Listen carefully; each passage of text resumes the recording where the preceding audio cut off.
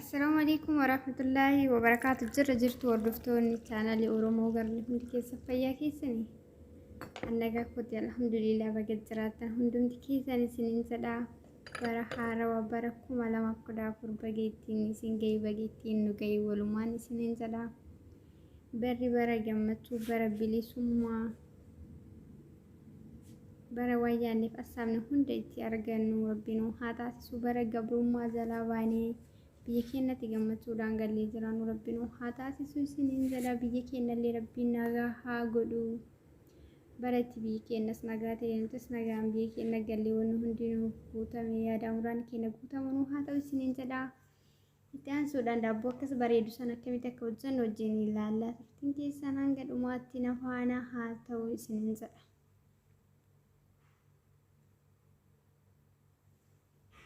Akkuma argaa jirtan saanii kana gubbaarratti burtukaana haala kanaan quncee burtukaana haala kanaan maankiyaa kana lama qopheessee jira. As biratti sukkaara maankiyaa kana lama qopheessee jira. Ishoo yookaan kaameraa daabboof ta'u maankiyaa kana tokko qopheessee aannan paawudarii maankiyaa kana lama soogidda maankiyaa kana ruubii qopheessee jira. Sana booda egaa itti dalagu keessatti hunda isaatu walitti gadi naqee walitti makaa jechuudha seeraan. Bishaan burcuqqoo kana tokko san booda sirriitti waliin gahaa jechuudha. Wantoonni itti make kun hundi isaa aga seeraan ol fudhatutti sukkaarri soogidda akkasumas wantoonni itti makame kun marti akka seeraan ol ga'u. San booda as biratti akka argaa jirtan dhugeettiin daabboodhaaf ta'u qophaa'ee jira. As biratti eega sirriitti wal ga'ee booda isatti godhaa jechuudha.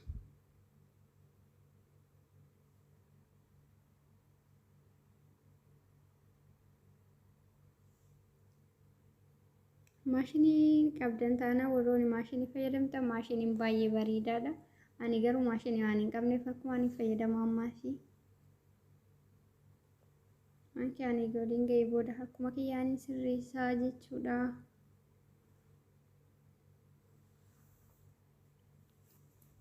Inshaallah daabboo bareedaa akkanaa ta'uu abdiin qaba.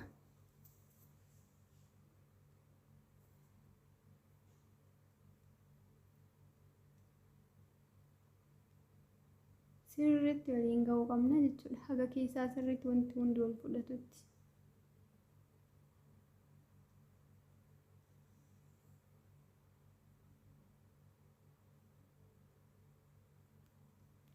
Sana booda duqeetii itti makaa jechuudha. Duqeetii ammootu haguma daabboo keessan godhachuu barbaaddaniif fayyadamtu. Daabboo xiqqaa dalaguu barbaaddan taanaan xiqqeessitanii dalagdu akkasumas guddaa barbaaddan taanaan kanaa walitti dabaluu dandeessu jechuudha. Ani immootu ammaa fi jiddu galeessuma dalaguun barbaada.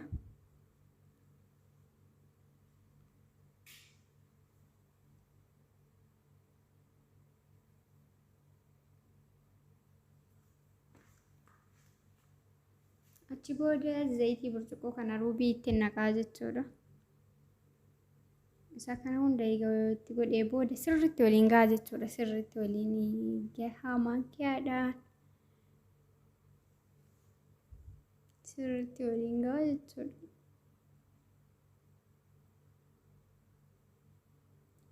Duqeetii ammoo isin jaalalaaf itti dabaluu akkasumas irraallee hambisuu ni dandeessu jechuudha. Akka argaa jirtan kana maankiyaadhaan wal fudhachiisee jira. Sana booda harka kiyyaan sirreessaa jechuudha. Sirriitti mijikaa harka kiyyaan laaffisee bareechisee jechuudha. Haala argaa jirtan kanatti laafee bareedaa ta'ee jira. Akkanatti mijikaa jechuudha. Maaliifiyyuu an daabboo laafaa waan hin barbaadeefi inshaallah daabboo bareedaa ta'a jedheetu maan yaada. Haala kanatti yoo lash jedhee laafee yoo sirraa'ee dhalixeen daabboof ta'u baay'ee kan dasnaa jedhu kakootti. Dafee bukaas akkasumas daabboo bareeda ta'allee haala kanatti akkuma isiniin jedhe maashinii yoo qabaattan haala maashiniidhaan hojjetamuun baay'ee salphaadha. Garuu harkaan illee akkanatti sirreessuun rakkoota akka hin qabu. Harka keenya qulqulleessinee haala kanatti itti miicannee waan rakkisu bishaan irra buusaatti laafis akka nu laafuuf jechuudha. Bishaan irra xabquudha. Itti micinna jechuudha. Maaliif akka xiqqoo laafuu waan barbaanneef akkasitti bishaan irra bu'aatiin bishaan xiqqoo harka naqataatiin miciqaa jechuudha. Haala keenyatti amma bareedee jira.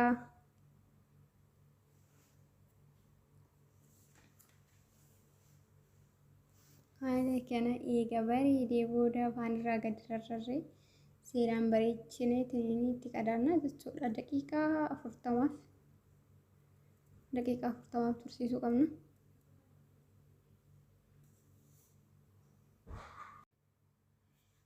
Haala keenyatti gadi sirreessinee itti cufnaa jechuudha.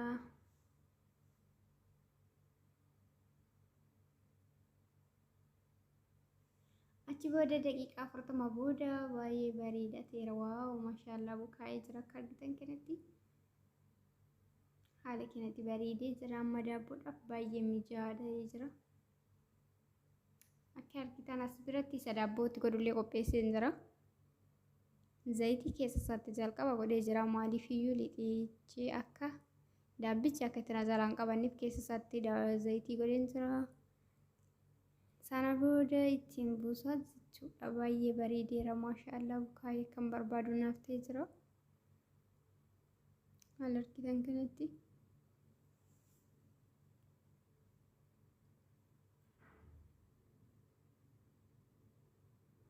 Kana booda zayitii gubbaa isaatti xiqqoo sii buusee sirreessa jechuudha. Akkuma argitan kanatti.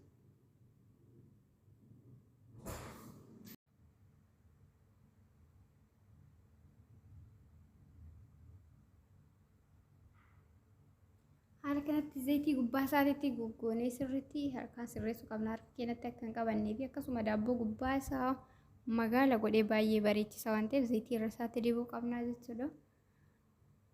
Haala kanatti baay'ee bareedaa ta'ee jira. Akkuma argitan kanatti.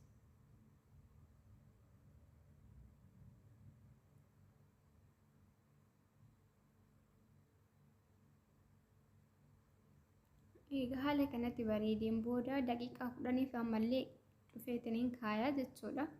Daqiiqaa 10 booda furuunii galaa jechuudha.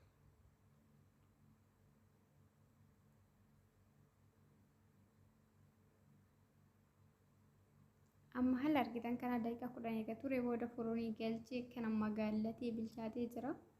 Waaw maashaallah tabarakallah akka bareedu ilaalame hedduu namatti tola. Hagasi ammoo amma gadabboo keenya qabbanaa'u as biratti akka argitan bunallee akka jirra bunallee danfisuu fi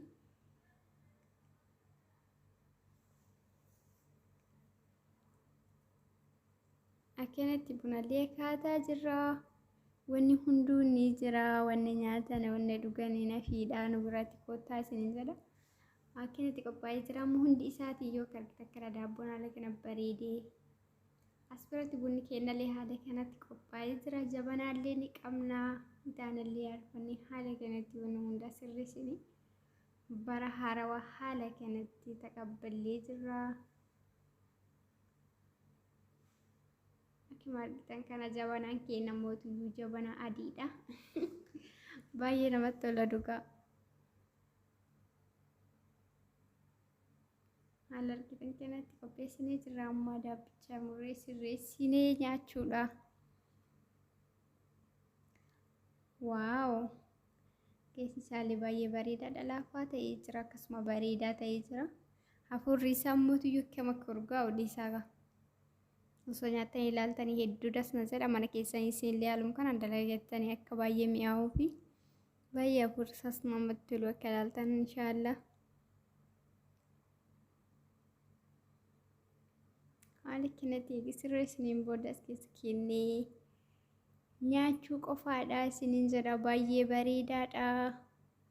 Akkuma argaa jirtan kana qallaaliidha. Baay'ee yeroollee namatti fudhatu. Haaluma salphaadhaan bakkuma jirrutti haala kanatti daabboo biyya keenya dalagannee nyaachuu ni dandeenya jechuudha. Haala argitan kanatti sirreessinee jirra.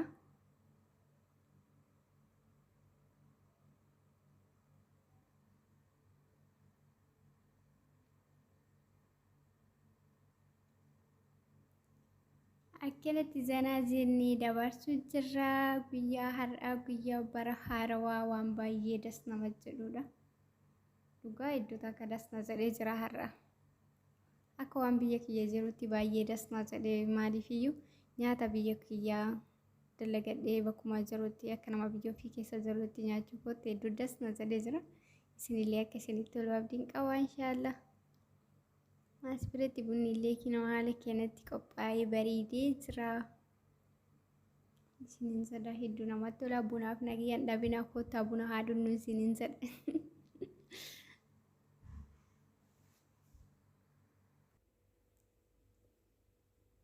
Akkanatti zanaa jennee anaaf hiriyyaan tiyya dabarsaa jira. Akka argitanitti bunallee qicannee teenyee dhuguu bichaadha. Maal kana bichaadha as biratti waxii lukkuullee jira.